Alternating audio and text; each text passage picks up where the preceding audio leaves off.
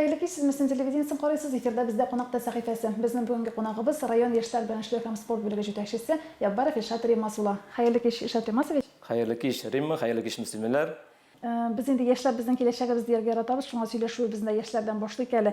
Менә яшьләр сәясәте, яшьләр белән эшләү нәрсәдән гыйбарәт һәм яшьләрне ничек үзегезгә тартасыз, ничек кызыксындырасыз? Яшьләр белән эшләү сәясәте ул иң мөһим эшләрнең берсе дип атыйм.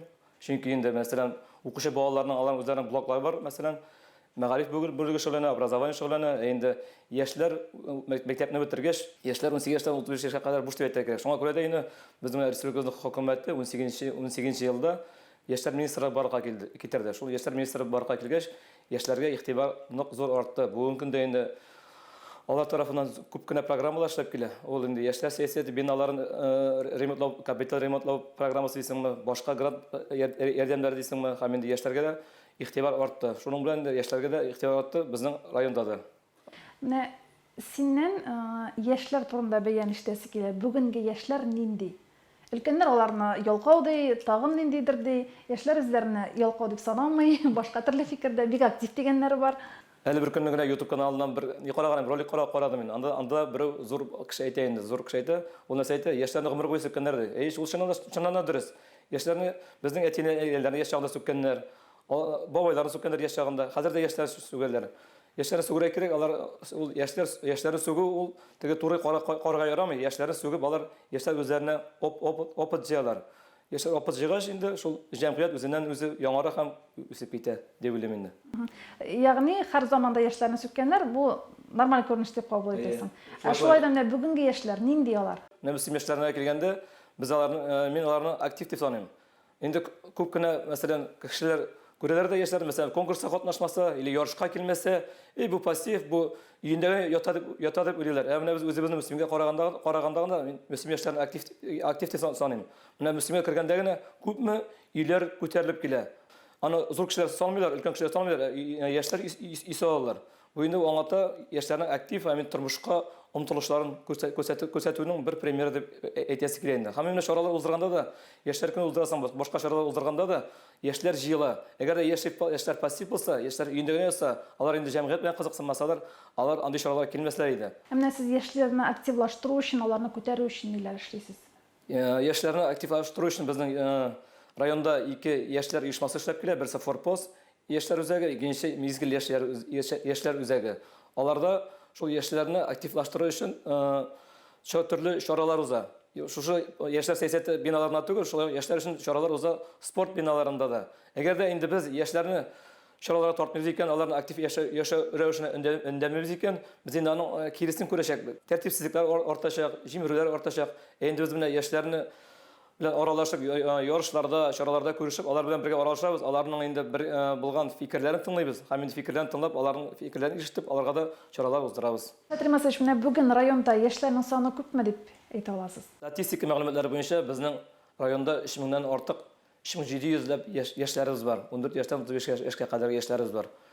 Ләкин кызганычка каршы, менә без күп чакта сөйләшәбез соннар белән генә. Мәсәлән, мин әйтәм 3000 дип әйтәм, 2000 дип әйтәм. Без аның соннарын беләбез. Ләкин аларның мәсәлән 3700-дә безнең фамилиясын, исемен, отчествосын, аның кайда йөргәнен, кайда нәрсә армиядә служит иткәнен, ул институтта укый икән, бездә андый информация юк. Шуңа күрә дә минем хыялым бар, тәкъдимем бар, хыялым дисәң бар. Шундый база эшләр кирәк. Менә баланың 14 яшь тулгач, без аны сопровождать итеп бара тиеш. Мәсәлән, 14 яшь тулды, мәктәпне бетерде, институтка кирде, армиягә китте, кияүгә чыгамы, 35 яшькә җиткәч, без базан төшерергә тиеш. Менә шул вакытта гына без тагын да яшьләр белән үзебезнең контактлар күбәйер, артыр, эшнең җиңеләре һәм тагын да бер үсешкә китерер. Тагын менә шул яшьләр санын дигәндә тагын бер әйтеп китәсе килә инде, наставничество турында. Менә күп кенә институт бетереп кайткач яшьләр кайталар, 1-2 ел эшләдә аларны җитәкче итеп куябыз. Җитәкче итеп куйгач, аларга менә билгеләргә наставниклар билгеләргә инде. Ул бит инде хәзер информация потогы күп, кемгә мәсәлән 100-дән артык информация кирәк. Яшь кеше җитәкче куйгач, ул сынарга мөмкин.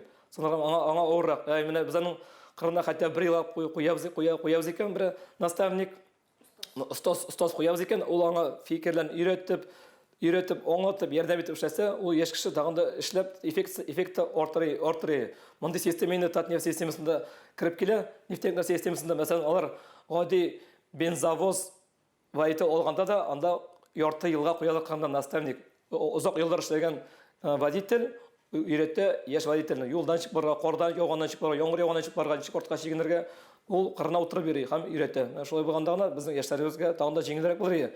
Үйләренә кайтканда да алар тыныч кайтырлар. Гаугалар булмас, әйтәсе килә, өйдә дә теге тыныч, рәхәтләнеп яшәрлек өчен күңелдән эшләрләр. Яшьләр белән спорт аерылгысыз. Менә һәрхәлдә безнең районда ике өлкәне дә син җитәклисең. Спорттан инде яңалыклар бар бүген. Һәрхәлдә бу өлкәдә инде оешмалар күбрәк. Спорт, чынында спорт өлкәсенә килгәндә, без инде республикада спорт буенча 10нчы урында торабыз. Һәр ел инде спорттан үзегез күрәсез, яңа биналар, яңа учреждениялар барлыкка килә. Әле быел гына менә Алланың рәхмәте. Аргамак спорт мәктәбе эшли башлады, үзенең көченә штатлар кайтты, тренерлар штатлары кайтты, үзенең көченә эшли башлады инде. Һәм инде әйтәсе килә, ул спорт җиңел спорт булырга мөмкин, һәм инде профессиональ спорт булырга мөмкин. Менә шуны әйтәсе килә, тренерның баласы ярышта катнашканда, әгәр тренерның маңгаеннан тир бәреп чыкмый икән, ул инде менә тренерга директорга санамыйм инде. Тренерның да, директорның да баласы или мәсәлән ат йөргәндә аның маңгаеннан тир бәреп чыгара тиеш. Шул вакытта гына результат була. Мин үзем дә тренер булып эшләгәндә, ярышка килгәч балалардан сорыйм, гимн уйнагач.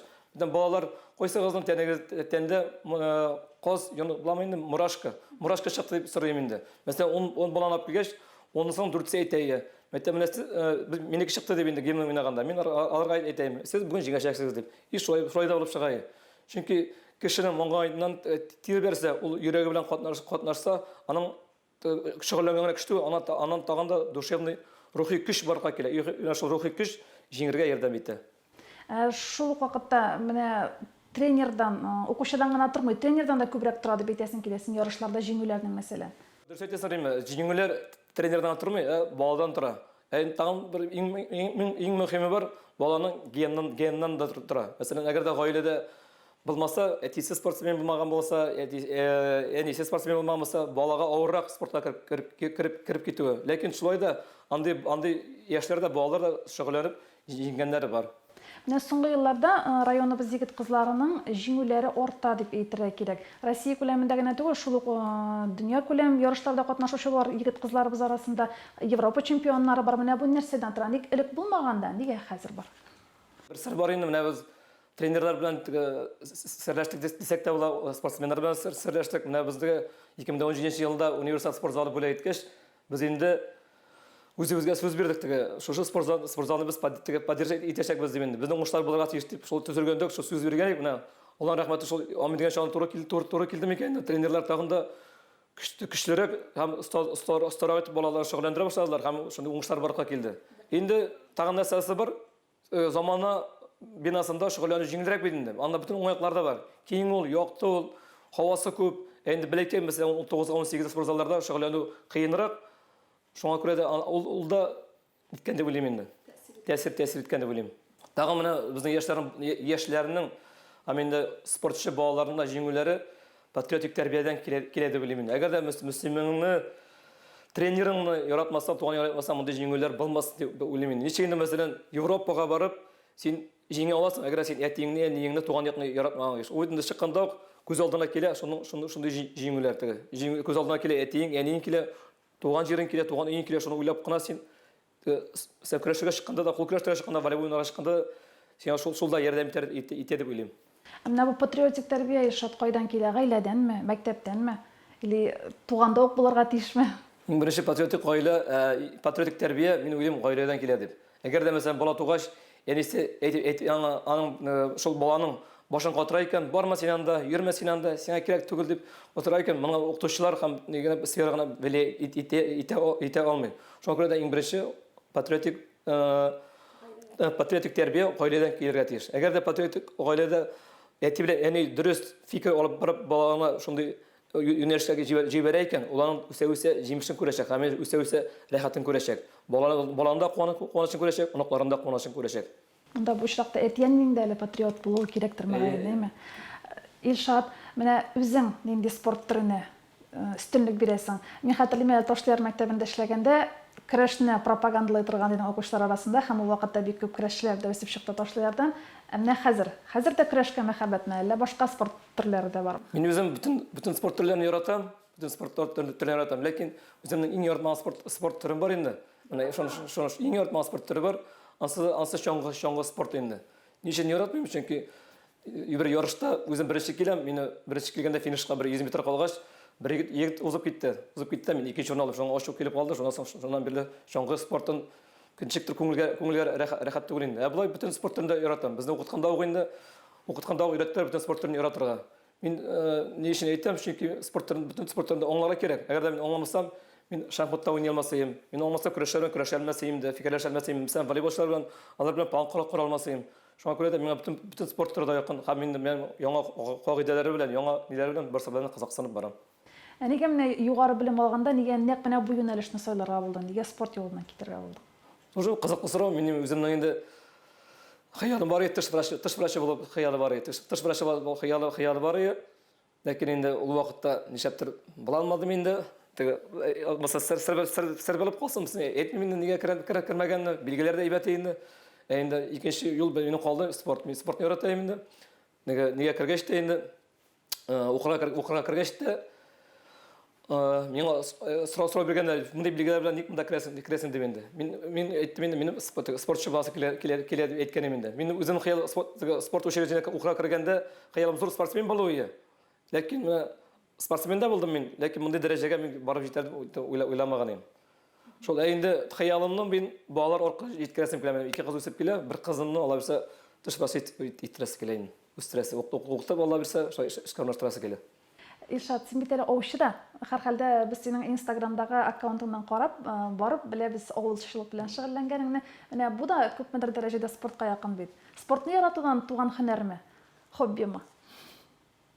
Беренче әйтәсе килә инде ни буенча, Instagramда әйтеп биттегез. Мин инде Instagramда блогер булып киләм инде. Анда утырга яратам. Анда ни өчен яратам? Анда тоже плюслар уңайлыклары күп. Чөнки мин анда күп кешенең күп кенә яшьләрнең сорауларына җавап бирәм. Чөнки күп кенә яшьләр, мәсәлән, заводта эшләргә может, агромассивда эшләргә может, ул минем белән күреп очрашалмаска может. Вакытымызга может, без очрашамыз. Аларга җиңел, мәсәлән, кайтты, язалар, мин шунда җавап бирәм. Или очрашуга чакырам. Аны шуның белән дә җиңел. Инстаграмда шуны әйтәсе килә. Хәзер дөнья үзгәрә, дөнья урамда гына бармый. Виртуаль дөньяда бар. Анда виртуаль дөньяда да яшьләр бар һәм балалар бар. Без ул дөньяда бергә яшәргә һәм бергә эшләргә тиеш инде. Инде ауга килгәндә, инде минем хобби дияргә була. Мин ауга чыккач инде, ауга чыгып китсәм, миңа яңа идеялар туа ауда. Яңа идеялар туа. Мин ауда техника кулланырга яратмыйм. Мин кыш көн чаңгыда йөрим, чаңгыда чыгып китәм, җәй көне, көз көне җәяү йөрим инде. Мен ауга ни өчен йөрим? Беренчедән ял, икенчедән миңа йөргәндә идеялар туа. Чөнки идеялар дәсәң туа, анда моторлык, табигать, агачлар, чишмә тавышлары челтерәп ага, су өстеннән нәрсәләр йөзеп бара, мәсәлән, агачлар шаулый, бер хайванны чыгартасың, алар ниндер этәргеч бирәләр. Инде ауның тоже бер ни бардыр инде белем. Гендан килгән белем, чөнки минем әнинең әтисе бабай аучы ул. Гомер буе үзенең гомер буе ау белән шөгыльләнде. Үлгән көненә кадәр дисәң дә булайын. Менә Instagramда, безнең Instagram буенча аерым сорау бар иде. Менә бу Instagramны инде сөйләп киттең, сораулар яшьләрдән күп киләме һәм нинди мәсьәләләр бар күбрәк яшьләрне? Көнгә мен әйтә кирәк 2-3 сорау килә дисәң дә була. Күп кенә яшьләребез кызыксына жюри программалары белән. Күп кенә яшьләребез кызыксына, шул әйтеп киттек, яшьләр мероприятиеләр белән кайчан була инде. Һәм инде күп кенә яшьләрнең инде иртәсе килә районда инде яңаклар башка, шуларны иртәсе килә күпне яшьләрнең. Аннан шул Instagramдан карап беләбез инде, әле син тагын коллекционер да бугай. Иске әйберләр җыю сиңа нәрсә бирә һәм бу идея кайдан туды? Иске бит инде алар. Бу идея әйтәсе килми. Бу нине мен Алла Тәгалә үзе җибәргән дип беләм. Чөнки мин беләкәй чактан ук андай әйберләрне яратайм. Мәрхүм әби сандыкны ачканда ишчегә сандык ачып. Мин шул исләргә инде гашыйк булып, шул сандык кырында утырып рәхәтләнәм. Мин даже кичкән чакта ук 3 кат күлмәк киеп йөрим мәсәлән. 3 кат иске күлмәк киеп йөрим теге. Мен шундый әйберләрне яратам. Шул үсә барка китер дим мен. Вдохновление барка китер. Мен үзем уйлыйм, менә ул әгәр дә иске әйбер бүгенге көндә саклана икән, бу шулай аңлатасы килә, бу иске әйберне аны хәлле энергиясе күп булган кеше тоткан. Эшләгән бу инструментамы, кигәнме, шул энергичный һәм инде күп энергия кеше кигәнә менә шушы әйбер сакланып калган дип үземне әйтәм инде, үземне ышандырам инде. Һәм инде шул әйберләрне шуңа җыям. Һәм шул әйберләргә карап, аннан энергия алам инде. Үзем шундый фикер һәм инде шундый дөньяда яратам инде. Гаилә әгъзалары ничек карый менә бу иске әйберләр җыюга? Хатын-кыз бит инде ул ташлау ягында. Гаилә әгъзалары әйбәт карыйлар, даже үзләре дә булышалар. Үзләре дә булышалар инде. Күпме туганнар алып килә, менә бу Инстаграмда куям бит, Инстаграмдан әйтәләр, менә бүгенге көндә Ознакайга барып, велосипед алып кайтырга кирәк, Әлмәткә барып, урак алып кайтырга кирәк. Менә шундый алар да үзләрен тәкъдим итәләр. Мин атмаш өчен бер төрле әйберләр генә җыям. Мәсәлән, велосипед берәү генә була тиеш. Иләк икән, иләк берәү генә була тиеш. Егет кешегә 70 төрле һөнәр дә аз ди. Шул Инстаграмдан карап та беләбез, умартачылык белән дә шөгыльләнәсең Илшат. Менә бусы каян килгән һөнәр нәрсә бирә ул сиңа? Инде балдан тыш. Умартачы тоже кызыклы, умартачы тоже кызыклы история. Кызыклы история. Беренчедән тагын шул тарих. Безнең дә әби белән бабайлар умарта белән шөгыльләнгән элек. Шуңа күрә яңа үй салгач 2000 елны ул вакытта 11 класста укыйм, әби белән бабай безгә бүләк итте умарта. Умарта бүләк иттеләр һәм инде 1 ел буе мине ияртеп йөрделәр. Әби белән бабай килә, 1 ел буе йөрдек инде умартаны. Карап йөрдек инде. Һәм икенче елны булар килмәделәр. Икенче елга килмәделәр. И барып ачуланам әби белән бабай. Ник калдырдыгыз, ник кирәк бу умарта ачуланам инде. Битем, аса уйлавымда бүләк иткәч, бу миңа язган. Укый, өйрәнә, үзем шулай умарта белән шөгыльләнә башладым. Умарта белән шөгыльләнә башладым и рәхәтләнеп үзем рәхәтлеген таба башладым. Шул рәхәтлеген менә үскәч бер зур шәхес әйткәне миңа 35 яшь җиткәч акыл керә инде. Шул 35 яшьтә шул тирәгә якынлашкач шул кеше әйткәне әйтеге. Шул әйткәч шул искә төште. Шунда уйлап куйдым умартаны. Әби белән бабай килгәннәр 1 ел, икенче елны килмәгәннәр. Ә мин барып сөйләгән, алар мине бер сөйләп әйтмәде, тыптын торалар инде. И шуны уйладым. Булар бит миңа оказывается 1 ел курс биргәннәр, икенче елны үзе өйрәнсен дип калдырганнар. Аллага рәхмәт, бүгенге көндә дә умарта белән шөгыльләнәм. Мин аны как профессионально тотмыйм, любительский тотам, шул охота кебек меннән наслаждение алам инде умартадан. Умарта үзе бер тормыш, үзе бер тарих бит инде. Умартага карап та кешеләрне өйрәнергә була. Умартаның эшчесе бар, умартаның сокчысы бар, умартаның разведчиге бар. Анасы бар, шулай туры кешеләр кебек. Сүзебезне яшьләр тормышыннан башлаганбыз икән, Илшат, шуның белән төгәллек тә. Менә бүген авылда яшьләр калмый диләр. Яшьләрне авылда калдыру өчен нишләргә? Син нәрсә тәкъдим итәр идең? Ничек кызыксындырырга? Мин бер сүзем бар инде. Ул яшьләр, алар гомер буе авылдан киткәннәр яшьләр. Гомер буе авылдан киткәннәр. Менә КамАЗ төзегәндә дә киткәннәр, шаулыга алганнар яшьләр. Себергә яшьләргә дә алганнар яшьләр. Бу процесс бер кайчан да туктамаячак. Бу процесс бу табигый бер. Моны бу сүз каян чыга? Безнең авыл районнардан, авылга шәһәргә китеп каян чыга? Чөнки хәзер кеше аз авылда. Кеше аз, яшьләр киткәч, кеше тагында кими һәм авыл көчсезләнә. Минем бер идея итем, бер үземнең фикерем генә бар. Авылда яшьләр калсын өчен, авылда кеше күп булсын өчен, авыл яшьләре шәһәрдәге яшьләргә караганда күбрәк зарплата алырга тиеш. Менә шул вакытта зарплата алса, алар шәһәргә бармыйлар, авылда калалар, һәм авылда өйләнәчәкләр, аларга программада кирәк булмаячак, алар машинасында алачаклар, өендә салачаклар, һәм инде бәбиләрдә алып кайтачаклар. Менә шул әйбергә әйтәм. Әгәр зарплата күп була икән авылда яшәгән инде экономикада үсәчәк авылда киткән яшьләрдә сизелмәячәк ул. Мен шул фикерем. Илшат Римасович, әңгәмәгез өчен бик зур рәхмәт. Киләчәктә дә уңышлар телибез һәм спортта гына, яшьләр белән эшләү, сәясәттә генә түгел, гомумән һәр өлкәдә уңышлар юлдаш булсын сезгә һәм сәламәтлек телибез. Үзегезгә бик зур рәхмәт. Сау сәламәт булыгыз. Бүген бездә кунакта район яшьләр белән эшләү һәм спорт бүлеге җитәкчесе Яббаров Илшат Римас улы булды. Очрашканга кадәр исән-имин булыгыз.